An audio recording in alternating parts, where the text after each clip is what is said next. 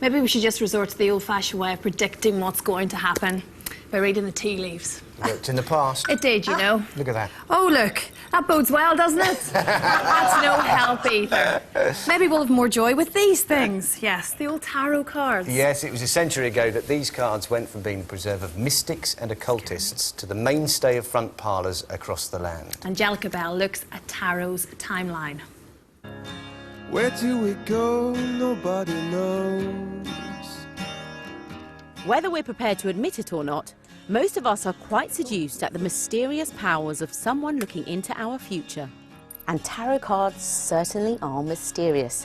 Now, some say they started life in ancient Egypt, with compelling symbols like these found hidden in secret chambers under the pyramids. Others say they were ordinary playing cards, first used by Italian nobility, that fortune tellers latched onto in the 18th century. But 100 years ago, the tarot got a new lease of life when the cards got a facelift and a book of instructions to go with them. Suddenly, the secrets of the tarot were revealed. Arthur Edward Waite was an unlikely expert of the mystic. Alongside editing the Horlicks drink magazine, he revised the tarot cards to make them easier to understand. He commissioned artist Pamela Coleman-Smith to illustrate all the cards that were previously just numbers. And in 1910, Waite published a book explaining what those illustrations meant. It was called The Pictorial Key to the Tarot.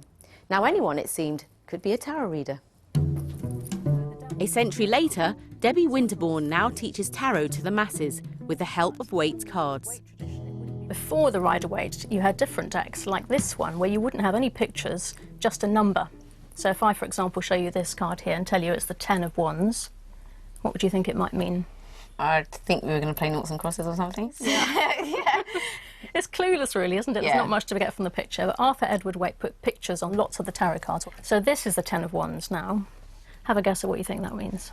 That he's got a lot of burdens he's got to carry through things. You've got it. That's it. So the definition of this card is someone being overburdened. When the books came out with the cards, it suddenly meant that you had the imagery and you had a key to the imagery. Before then, the information on how to decode the symbolism of the cards was actually a sworn secret to mystical societies. Waite was being quite rebellious in saying he was going to make this accessible to anyone who bought the book. I think he was just enchanted and in love with the mysticism of the cards, and like many people who fall in love, he wanted the world to know. Whatever Waite's motivations for publishing, his book and cards were welcomed with open arms by the public. So, what was it in 1910 that made everyone so eager for tarot?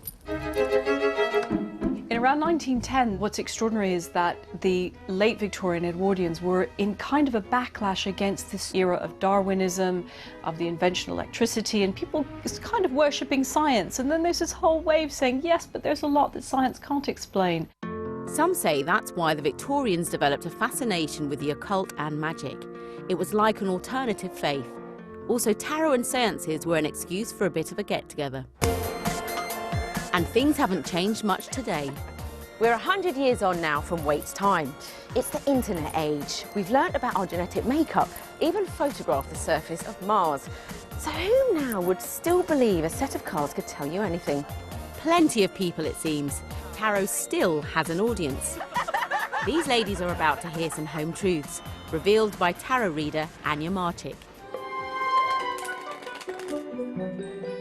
Do you honestly believe that a set of tarot cards could tell you anything about your lives? My logical head doesn't really make head or tail of it, but I think it's just part of me. It's just curiosity, really. Logically, how can turning over a few cards predict your future? It's not really about believing. I don't believe in my horoscopes, but I'm just curious to see what they might say. Why do we look to the future? I don't know, but we do. You may believe in the cards, you may think it's all hocus pocus, but curiosity about peering into the future has always been part of human nature. And that's what Arthur Waite latched onto 100 years ago. He saw his own future definitely lay in the cards. Lulu, tarot cards, anything you've ever dabbled with Of course I've had my tarot cards read, but I think it's all about having a bit of fun. I mean, like the girl said, how can you predict your future? And we do want to know. It's all about really living in the moment, I think. That's the hardest thing to do. Just another way to have a conversation, isn't it? Yeah, it's fun. It's fun at a party or something like that. Yeah, living for the moment. It's kind of what the book's all about, isn't it? Yes. And it's about enjoying